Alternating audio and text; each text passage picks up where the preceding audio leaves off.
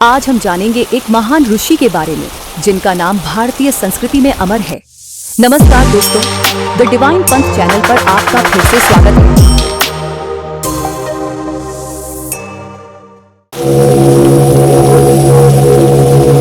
बालक, मैं वेद व्यास हूँ।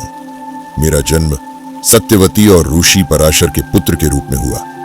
मेरे जन्म का उद्देश्य मानवता को ज्ञान के मार्ग पर अग्रसर करना था। गुरुदेव, आपकी ऐसी कौन सी महान कृति या कार्य है जिसने आपको सृष्टि के इतिहास में अमर बना दिया? मैंने वेदों को 4 भागों में विभाजित किया: ऋग्वेद, यजुर्वेद, सामवेद और अथर्ववेद। महाभारत जैसे महान ग्रंथ की रचना की जिसमें गीता का पवित्र उपदेश समाहित है। मैंने पुराणों की रचना इसलिए की ताकि लोग धर्म, अर्थ, काम और मोक्ष के चारों मार्ग को समझ सकें और सही जीवन जी सकें। भागवत शास्त्र पूर्ण नारायण का दिव्य रूप है। यह एकमात्र ऐसा शास्त्र है जिसे सुनने और मनन करने के बाद जानने को कुछ भी शेष नहीं बचता। गुरुदेव, क्या आप मुझे बता सकते हैं कि श्रीमद् भागवत महापुराण और भगवत गीता में क्या अंतर है? प्यारे बालक, दोनों ग्रंथ भगवान की महानता को दर्शाते हैं। मैं तुम्हें सरल शब्दों में समझाता हूँ।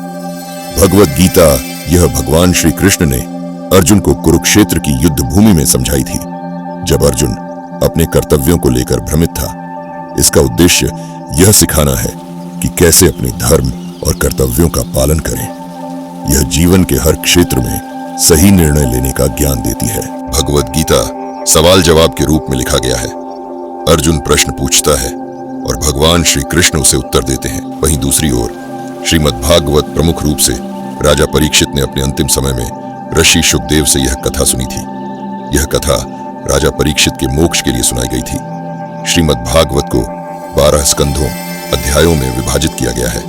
इसमें भगवान के अवतारों, विशेष रूप से श्री कृष्ण की महिमा, उनके भक्तों के प्रति प्रेम और भक्ति का महत्व बताया गया है। दोनों ग्रंथ अपने अपने तरीके से हमें भगवान के करीब लाते हैं।